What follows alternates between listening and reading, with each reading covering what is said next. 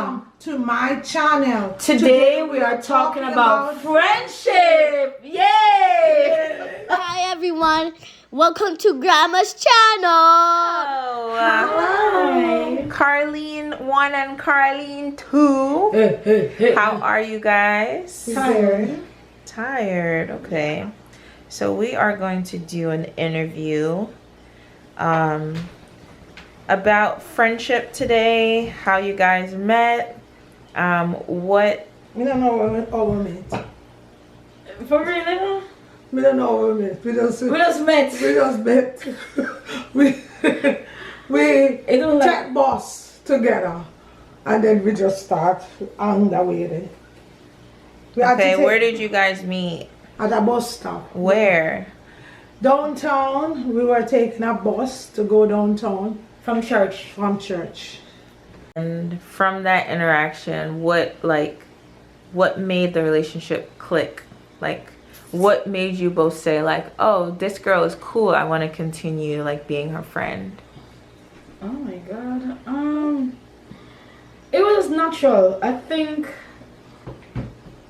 her energy and my energy was just natural. There was nothing fake about it. It was just innocent friendship. We talk, realize we have a lot in common. I just go from there and I was sat down and said, oh, she's gonna be my best friend or she's gonna be my friend. It just happened natural. It's nice. Mommy? I met her at the bus stop and I thought that she had something was different than the rest. She was going through and she had a determination. She knew what she wanted, but right now she didn't have it together, but she was somebody that I see wanted to try. Yeah. And wasn't willing to quit because things wasn't working for her.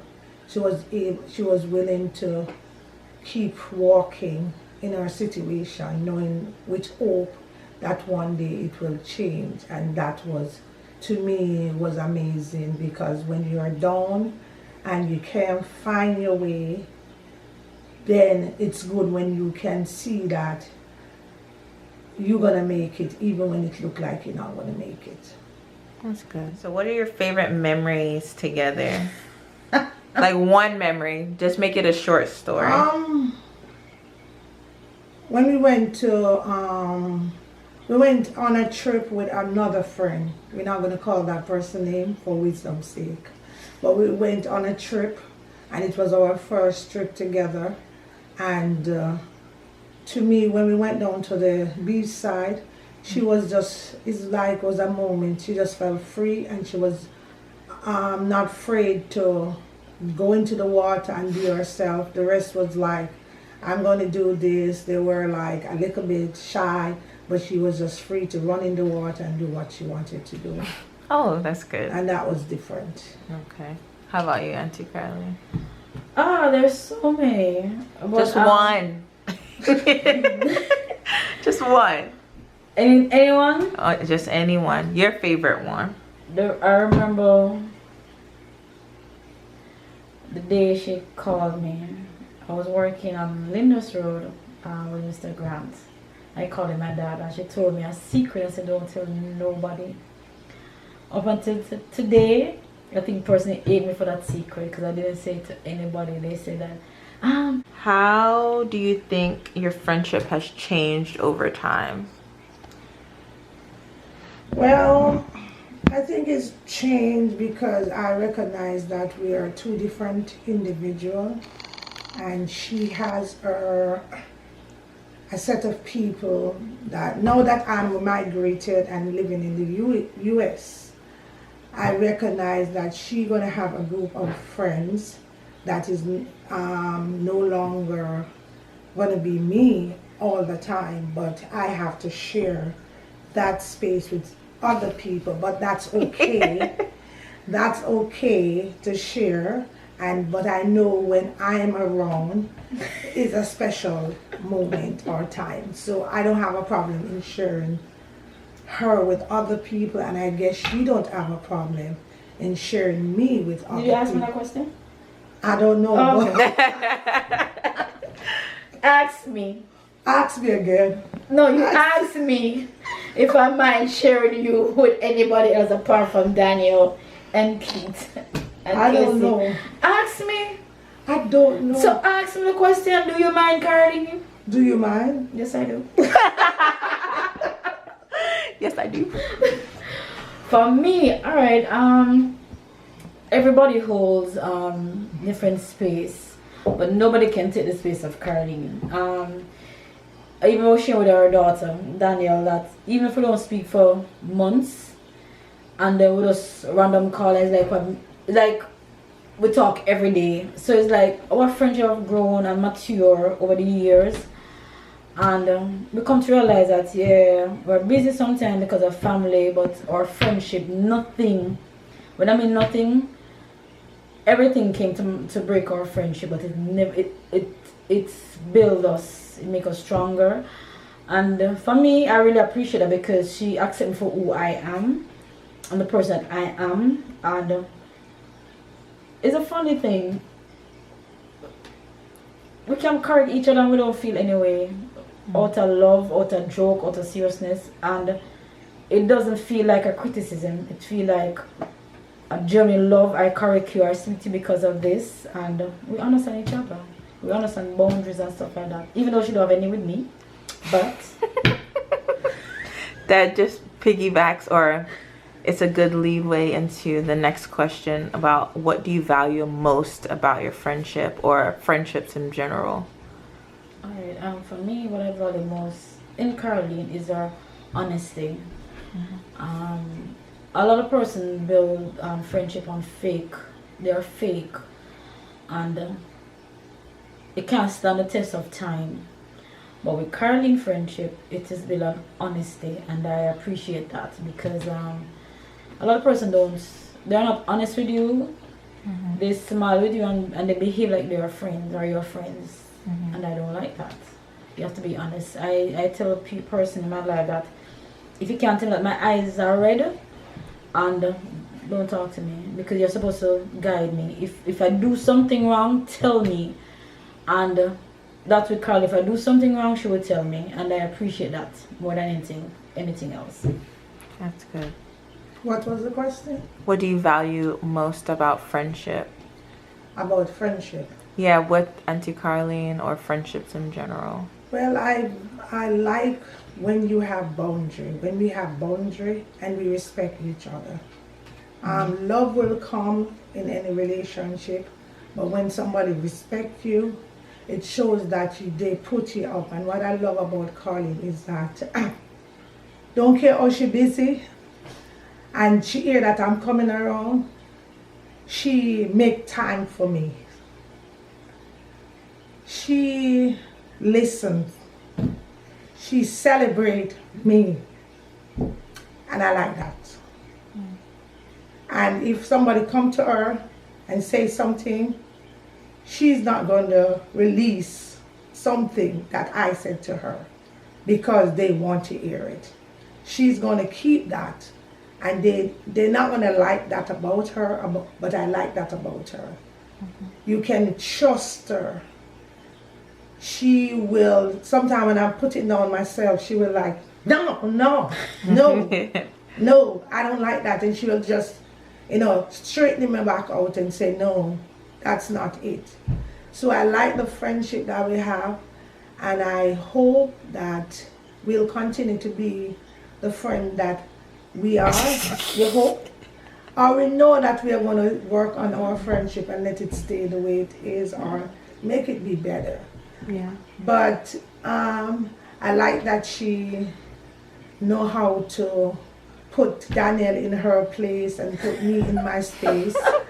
I like that she's working on it. She don't get it yet, but she's working on it, and that's good. And I like that she's honest. That's good. If she don't like something, she just say she don't like it, and she is done. I don't have to, I know that when I turn my back, she's not going to stab me in my back.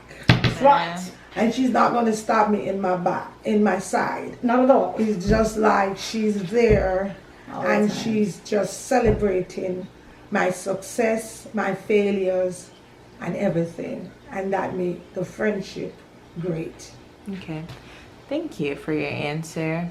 How do you handle conflicts in friendships? Oops. The camera, y'all have to stop hitting the table.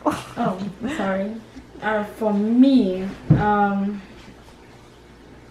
a cry baby. Moonshine darling. Take off. Good. For me, conflict, I don't like conflict. I'm the one that's more reserved. I'll go into my shell.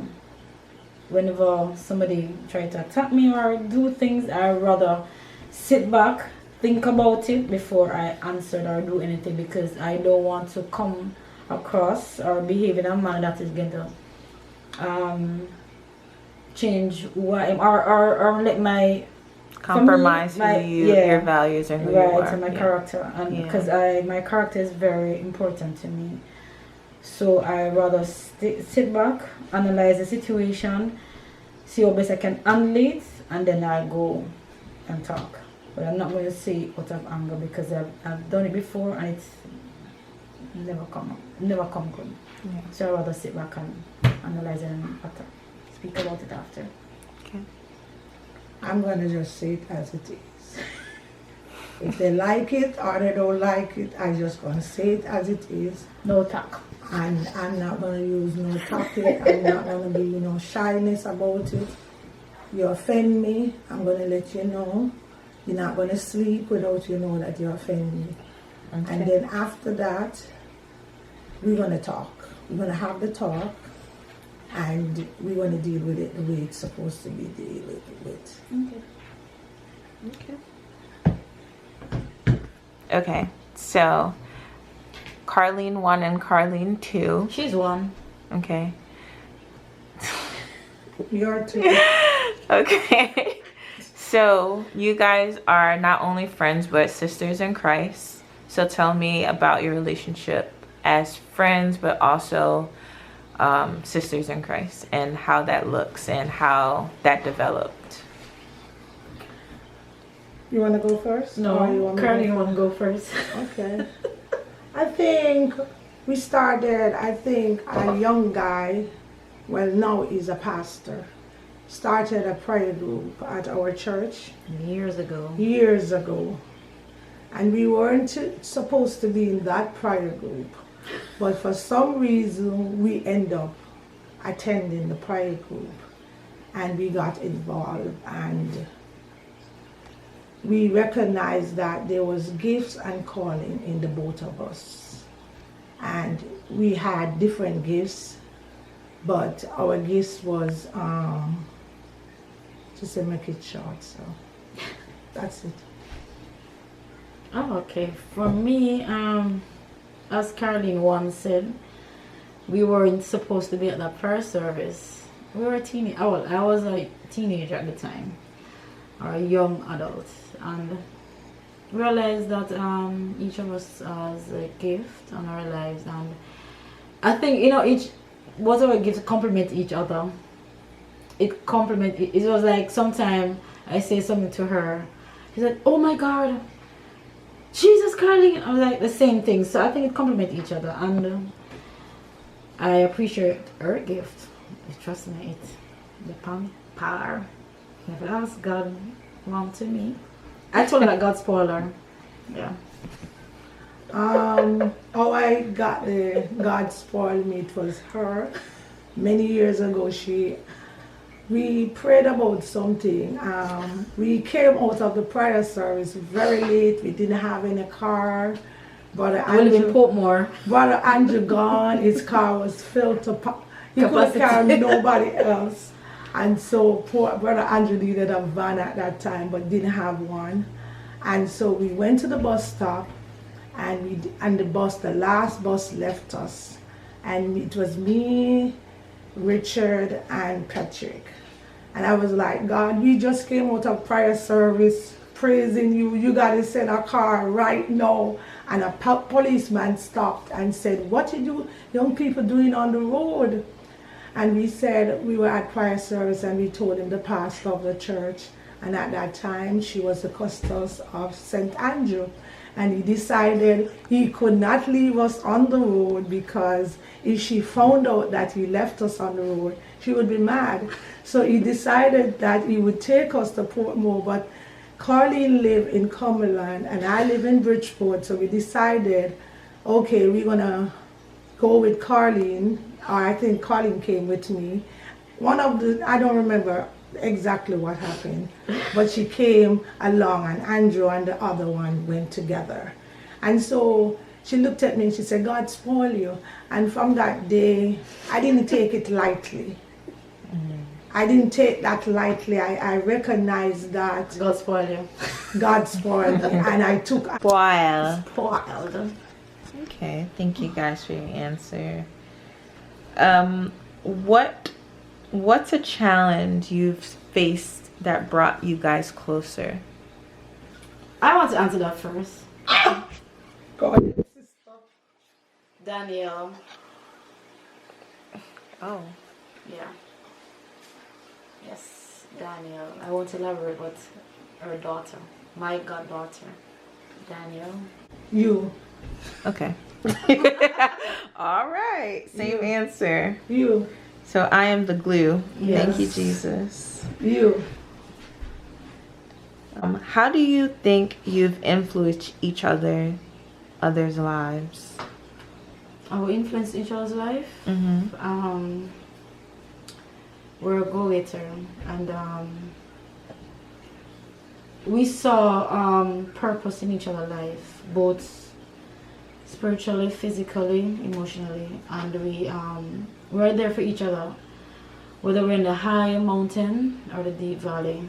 And each of us experience, encourage or motivate one another. I remember when Carleen had her basket making in Jamaica, and we encourage her to do it because she does lovely baskets.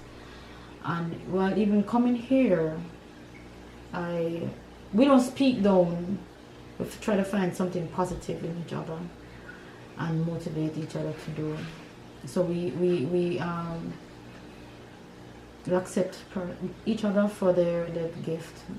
I mean, physical gift, like, she know I love to do certain things. She said, Carleen, why don't you do that? And I said, you also need to do your basket and other stuff. And she's a good counselor.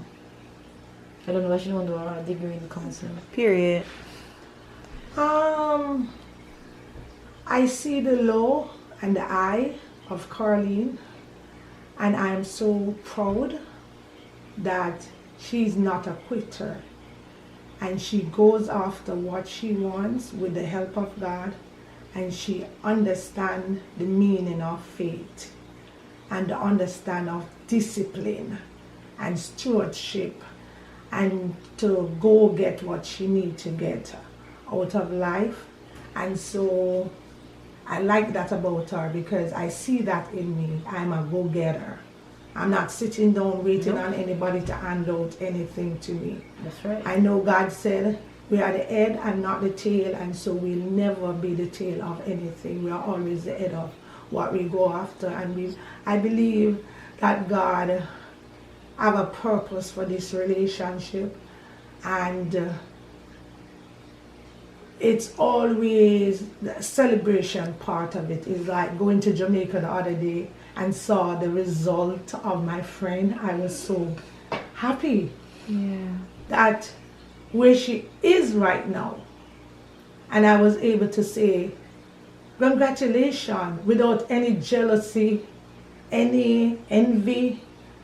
It was like, girl, you got it. All the dreams that we sat and think about and even prayed about, we never knew it would come true. But when I went to Jamaica and I saw it, and even another friend who came with us, we always celebrated her privately and openly, because we see that God is on the throne and He's always there for Carleen. That's beautiful. That's lovely. Oh. Oh, that's beautiful. You won't cry? Don't cry. That's a sweet response. So, what advice would you give young ladies who feel that they can't trust other young women to actually have a friendship with? Because I've noticed that a lot of women are too afraid to befriend other women, to be friends in this generation. I don't have that issue, but I know a lot of women have that issue. So what word of advice would you give those young ladies? Find somebody in your circle that you must be able to trust that person. Remember, she said in the first, able to celebrate that person. You must be able to counsel that person. You must be able to say you are wrong. You must be able to say you are right. For me, that is a very deep and tricky question, because friendship is like a relationship, whether it's like a marriage also. It has to have foundation, and if that friendship don't have foundation, it's not going anywhere. So you have to build a foundation. Honesty, trust, loyalty, even God have to be in the midst of it, whether you're a Christian or not. Like for me and Caroline, we used to pray together. We talk, we have a disagreement, but we never allow a disagreement to go into another day. And if you don't have a level of trust, faith, if you don't have a firm foundation in a friendship, don't do it. You must be able to have a foundation you build on that. It's not a just quick, it's a gradual thing. To get to know the person, who the person is, what the person's mindset is, where they are going, their dreams and aspirations. And if you can encourage them, if you're not jealous and you can't motivate them, or you can't tell them they're wrong, that's not a friendship. You have to be able to motivate the person, tell them they're wrong, love them in despite of, be their cheerleader, be their friend, be their confidant. And then it's a progress. It's not a quick fix, it's a gradual progress. And if you find somebody that tick all of that, keep them. Because friends